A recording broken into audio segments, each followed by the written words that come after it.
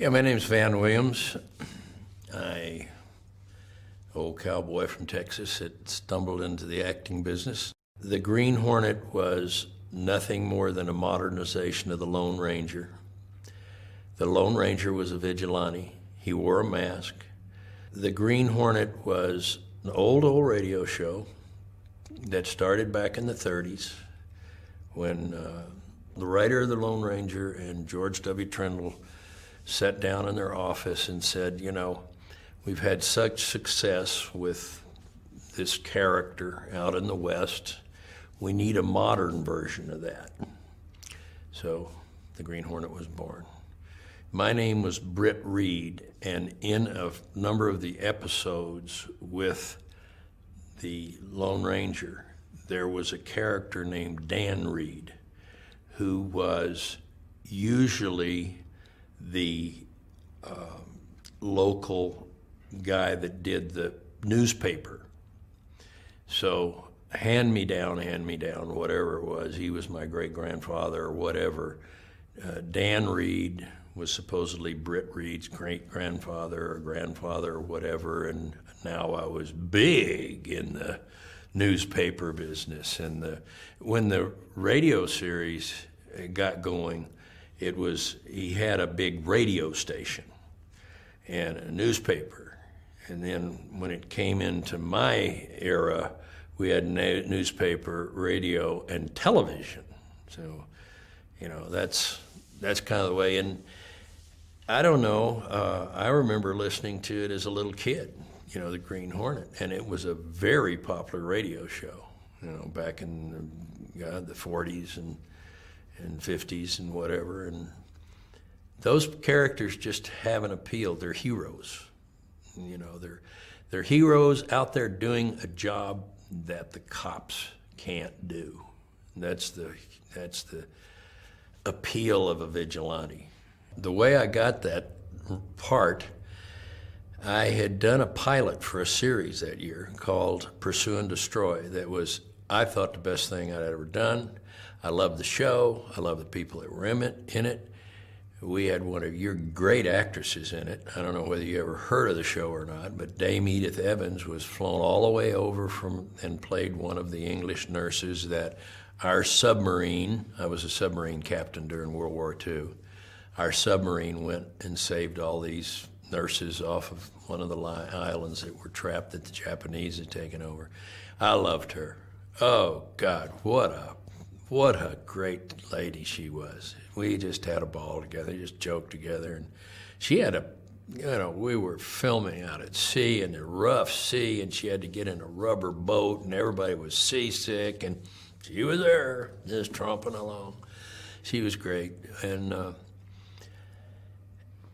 that show was on the list to be on for next year, for that year. And this was 1966. So I was doing other guest shots and this, that, and the other, and all of a sudden William Morris calls me one day and he said, guess what? I said, what?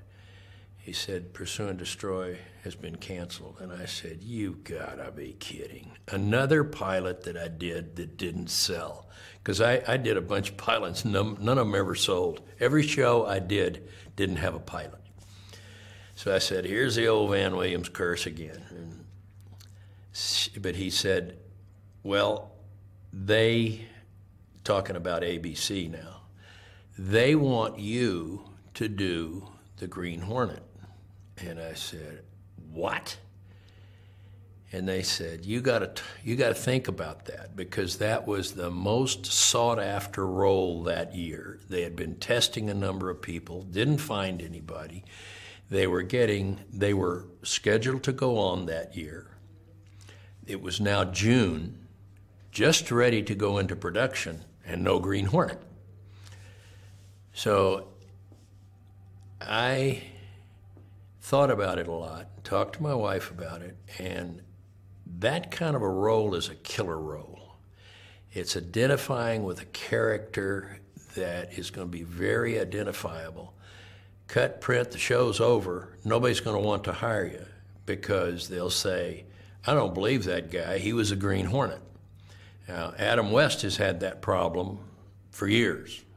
He's Adam West, Batman, and he's never been able to live it down. And to a certain extent, that happened to me, but it didn't happen very badly because I only played in 26 shows. He went for 2.5 years, we went for 1 year. So I didn't get so beaten down and established as that, and it didn't bother me that much.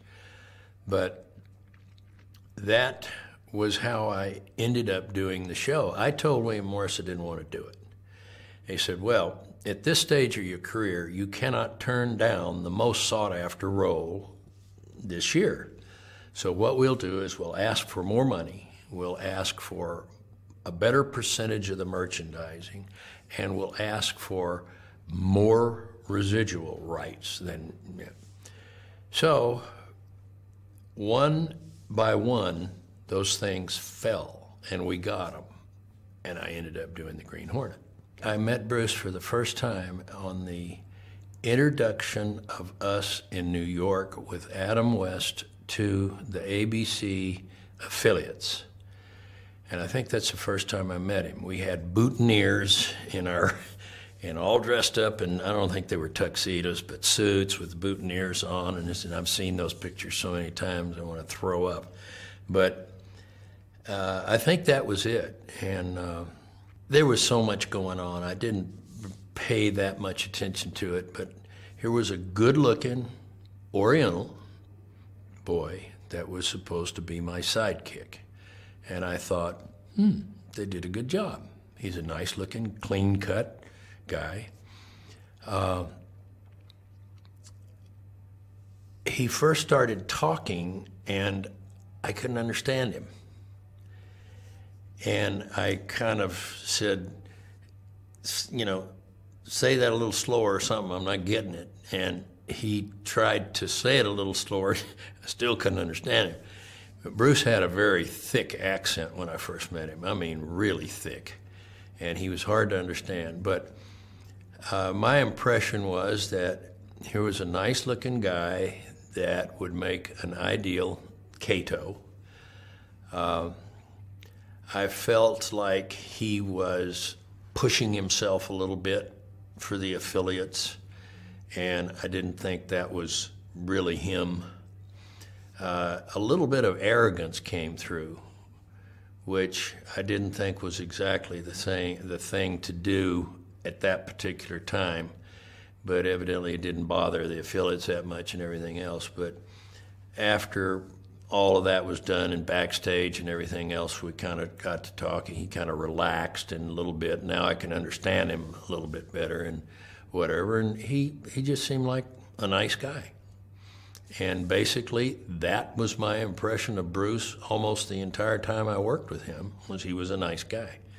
He was always very respectful of me and my whatever I gave him. And he came for me for a lot of advice.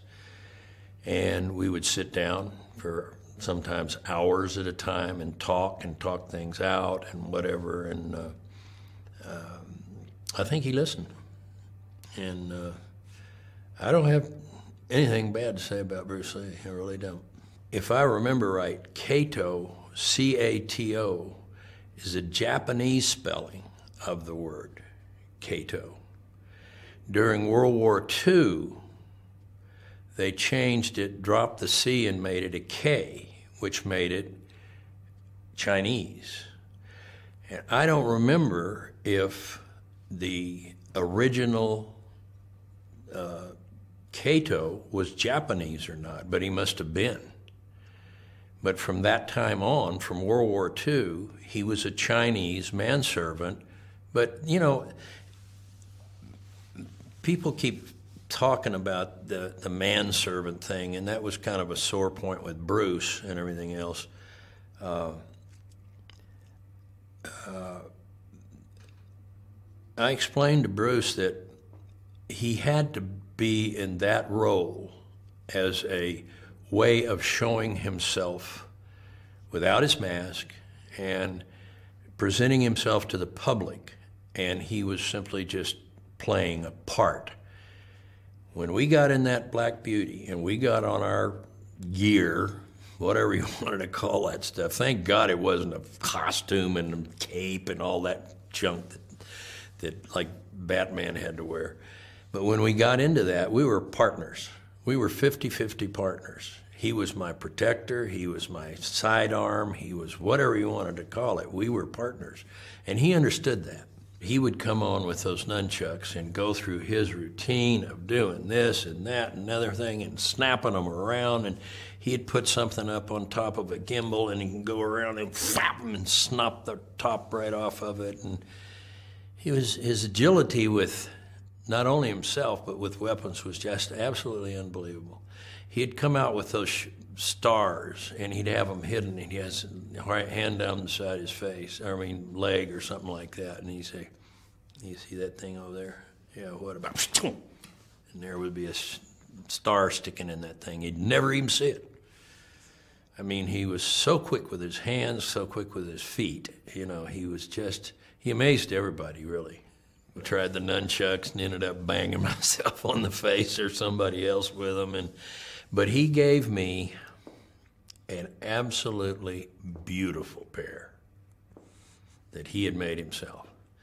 And I was really proud of that. And somebody stole it out of my office desk, and I was really upset. I've got another pair that he made me that wasn't, it was hand-built too, but not nearly as much went into it as he built it. But that pair was just absolutely unbelievable. I got pretty good with them. I got to playing around with them a lot at the office and this, that, and the other. Good exercise, and with both hands, I could do it, but nothing like him. I mean, I don't think anybody's been as good with those things as he was. Well, I was kind of amazed at Bruce in his practice of perfection on everything that he did. And if he had a weakness in anything, he would work to improve that weakness. If it took a certain box that he built, a certain thing with rubbers in it that he pulled on, I was amazed. He would bring these gadgets around, these contraptions, and everybody else. "What is that, Bruce?" "Oh, it's my box for doing, this, that, and the other, and he would explain how to use it. And then he'd pull it out and set it up and doing it, and the guys were just fascinated by what he did because he was very inventive on stuff like that. And I never will forget when they came over to the house one time. I think Brandon was 2. And Bruce goes out and gets this bag of stuff in the car and comes out, and he's got all these things that he's got Brandon doing and everything else. And he said, "No." So he gets out this square block of wood that's this big and everything else. He said, "No, man, go stand over there." And he said, "Okay, Brandon, kick." And Brandon, little 2-year-old kid, comes sailing across the porch, flies up in the air, does a kick, breaks that dang thing, and I'm standing there aghast. He had Brandon doing all the same stuff he was doing. And I don't know, probably everybody in his family, I'm sure that Linda did a lot of that stuff. In fact, I know she did. She took from him for years. But his ingenuity at coming up with something to work on or work with to improve, and I think everything he did was to work to improve his martial arts deal.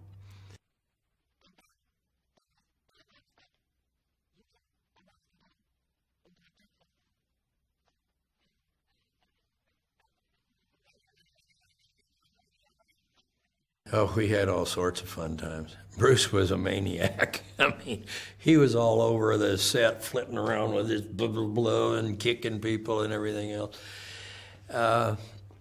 He was very enthusiastic about his, and I'm not absolutely certain it was called Jeet Kune Do at that particular point. I don't know where that came in, and somebody's going to have to enlighten me on that. He tried to explain to me what he was trying to do, and we had a lot of good times. We had a lot of tense times, but they weren't between Bruce and I. Bruce and I never had a fight. We never had an argument. I respected what he did. He respected what I did.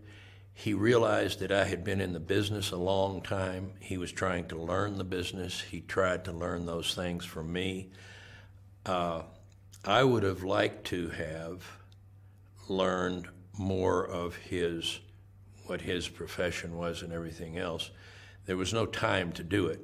I mean, we worked long hours. I mean, sometimes starting at 4 o'clock in the morning, getting off at 11 o'clock at night, getting a little bit of sleep, starting back in at 4 or 5 o'clock and whatever. But we worked long, long hours.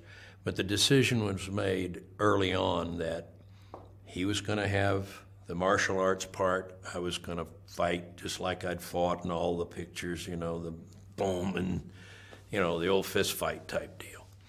And we were going to let him have that, and that be his own. And it was his own, and I respected that. But we had a lot of jokes around. He had a good sense of humor. I don't know whether a lot of people knew that. And he was always, you know, joking around, doing his tricks with his dimes and his flips and his this and that and the other. What he did do was make everybody very nervous on the set by doing his kicks and back fists. And I mean, you'd turn around and whoop, there'd be a fist right there. And it'd be so fast you had no idea where it came from, nothing, you know. But that ended one day with a serious little thing when I was standing next to a gaffer and we were talking and this, that, and the other, and the gaffer looked over at me and Bruce had kicked out. He used to run around, jump up behind you and kick out and tick your ear. I mean, he was just so fast and so accurate with the tip of his toe. Well, this guy turned over to look at me just as Bruce had reached up to do that, hit the guy in the side of the face, knocked his jaw out of whack and everything else, and then the executive producer comes roaring down and said, "That's it. No more of that stuff, Bruce." So that was the end of the fun time there. And by that time, we were into the show 2 or 3 months, and it was time for it to quit because he was driving everybody nuts. Sitting and waiting for the gaffers to get the lighting done and going in to do a shot. Bruce wasn't in the shot. He was in his dressing room. A guy walks in, a messenger walks in, and he says, "Here." And I said, "What's that?" And he says, "It's a script." And I figured it was a script for the next show. So I threw it in a chair next to me and waited around, went in and did my thing, and came back and sat down. About the time I sat down, I heard this "Yarr!" scream, bang, wham, bit, you know, this, that, and the other, and you could hear the progression of him, Bruce, I found out later, leaving the sound stage, the slamming of the car door, the starting of the car, the screeching of the tires, exiting the lot. And I said to my stand-in, I said, "What in the hell is all that for?" And he said, "You see that package?" And I said, "Yeah."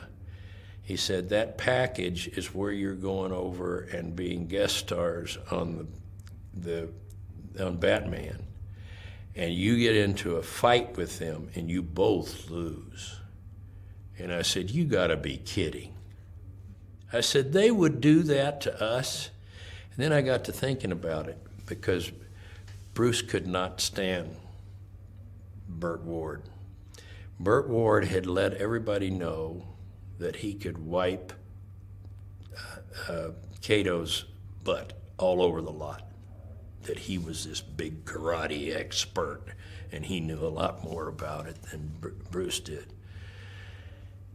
And those little things trickle back, and we hear them, and Bruce got more uptight about it, and everything else.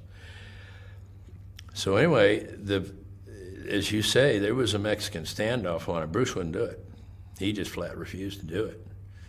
And, you know, I kind of admired him to do it because that was a ridiculous part. I mean, I could see me, and I knew what they were trying to do. They wanted to get some of Batman's audience over to our show, and I could see that. But I didn't see that we had to go over there and get in a fight and lose. You know, it could have been a draw or something like that, and, you know. But it didn't really bother me that much that I got into a fight with him. I mean, it's his show. He should win, really, to be honest with you. But when I got to thinking about it, I said it was the most ridiculous thing in the world because, you know, Robin was not he didn't have any expertise of fighting or anything else that I knew of. And for this fighting machine to go over there and lose to him was a real put down or letdown also for Bruce. And I could see his position. So I sided with him. I said, hey, I'm with Bruce. Bruce could be very intimidating. And he stormed into that set. He sat down and he stared at Bert. I tell you, I think Bert wet his pants. I really do. The word was out that he did. And Bert was so scared he wouldn't work. They finally talked him out of it that Mr. Lee was not going to hurt you and kick you in the face and the balls and everything else. And, you know, he was not going to do that. We're going to film this and everybody's going to be happy. But Bruce just intimidated the heck out of him. And I don't think he ever lived that down because everybody in the lot knew he was absolutely petrified of Bruce Lee. Benny Dobbins was my stuntman. He was my stuntman from almost the beginning of my career. When I got the part, they asked me who would I like for my stuntman. Well, there wasn't any other choice but Benny. So they made him the stunt coordinator. It was the first time he was a stunt coordinator on any show. And he was there all the time working on pantomiming in these, setting up these, because we did a lot of stunts in that show, if you remember. I mean, we used every stuntman in the business and went through half of them, and half of them wouldn't work on it and everything else because Bruce ended up kicking them or hurting them or doing something. They didn't want to work on the show anymore. It was a real working experience for both of them. That's why the tension grew, and it grew, and it grew to almost a point to where they got in a fight. Almost. Didn't happen. I got in the middle of it. There was so much arguing back and forth between Benny and the way he wanted to film Bruce and the way Bruce wanted to be filmed that we finally decided. Benny came over to me one day and he said, I got an idea. He said, why don't we let Bruce be the stunt coordinator on a shot? Let him be it, design it, do it. Then we will take him into dailies tomorrow and we will show him what's wrong. I said, hey, it's a good idea. He went to the camera operator. Camera operator said, hey, it's all right with me. He went to the director. Director said, you know, it'll cut down a lot of arguing, I think, because I think Bruce might learn something from this.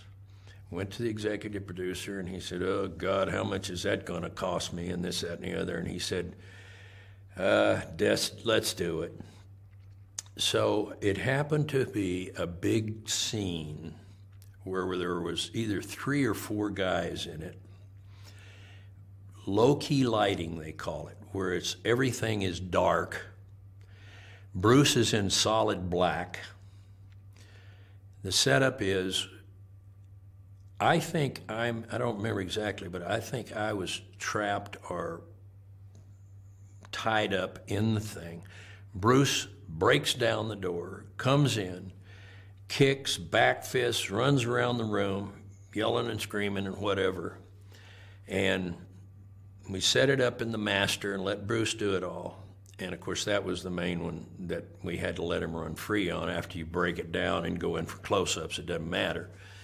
And so that was done. We went on, and Bruce was happy, and he just couldn't wait to see his super thing that he had done, you know, the next day. So he gets, dailies are seen at lunch.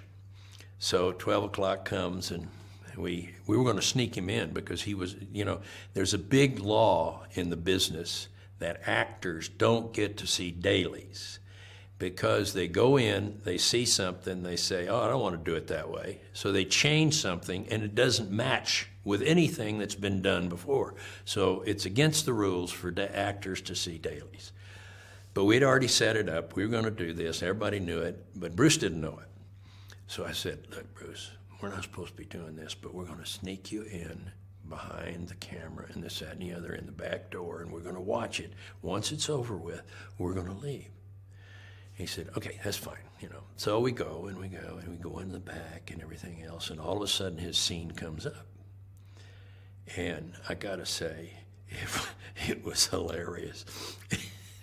You start out with this low-key lighting, the scene opens up, it's pitch black. You see a bunch of yelling and screaming, people flying through the air. You don't ever see Bruce at all, you know. And what happened was that somebody on the first row started to laugh, and then it went back all the way up to where we were, and Bruce he said, let's go, let's get out of here. He gets out of there, boy, he storms back to his dressing room. He slams the door, and he sits in his dressing room for like 2 hours. Nothing, he won't come out. We had to get in actors, you know, from other scenes that were supposed to be on later on. We bypassed Bruce, this, that, and the other. Finally, the door opens up. I feel a tug on my arm. Look around, it's Bruce. I said, let's gotta talk. I said, okay, let's talk. What do you want to talk about? And he said, where's Benny? And I said, I don't know. You want Benny? I said, let's go. I'll go find Benny. I'll go tell somebody to find Benny. So I told my stand-in, go find Benny. So I looked around and said, oh, we went over and we talked. And he said, I don't know a damn thing about this business. He said, you guys know what you're doing. I don't want to do it anymore. You know? So that was basically, Bruce didn't understand that, you know, the camera, the way it was shot was not three-dimensional, it was two-dimensional. Depth doesn't mean a thing. Width and height mean something. And Bruce, because of his past history of doing this non-contact karate that actually was not non-contact karate, you did actually touch people, but you touched them and pulled away. He was working with stuntmen that didn't know this kind of stuff, and that's why he hurt them. He wanted to work in real close, but he didn't need to work in real close. The expanse that you get is a better way of showing punches than working in real close, even if you're shooting it from this side, because I can bypass your face, and you can go like that. I could miss you this far. As long as they put the right sound in, it looks just exactly like I hit you. Bruce didn't understand that. He even after all this time, he still did not understand what was happening. So he wanted to sit down and learn about two dimensions, you know, and he did. He became a real, and I think he ended up really respecting Benny for that, and they became pretty close after that. I know I respected Bruce a lot for giving in, because he was a hard-nosed driving kid that wanted everything done his way. Well, we let him do it his way, and he saw it was wrong. Somebody laughing at his work, oh, it killed him. And if he had a weakness, he would correct that weakness. I did see Enter the Dragon. He really understood, you know, the use of cameras and everything else, and I thought that he had achieved his dream, and I was real proud of him for that. And I always told him that every time I saw him. And he just did, he got what he wanted, and I knew he was going to do it. He had the determination to do it. He was a phenomenon at a time a phenomenon was right to happen, I think. He was an artist at what he did. The moves and the things that he made were moves that weren't repeated again for a number of years.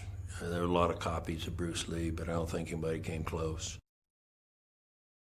I think my fondest memory of Bruce always was his enthusiasm, and it never ebbed, of his martial arts. And if we ever got together, that's all he'd ever talk about. He wasn't interested in anything else. And, you know, God dang it, he was a great guy. And we stayed in touch over the years, sometimes long periods of time, but so he'd come in town, he'd give me a call, we'd go have lunch, he'd tell me all of his troubles, I'd tell him all my troubles, and we'd talk like old buddies. And he was one of the few friends. In fact, I figured it up the other day. I had two friends from the acting business, Jeffrey Hunter and him.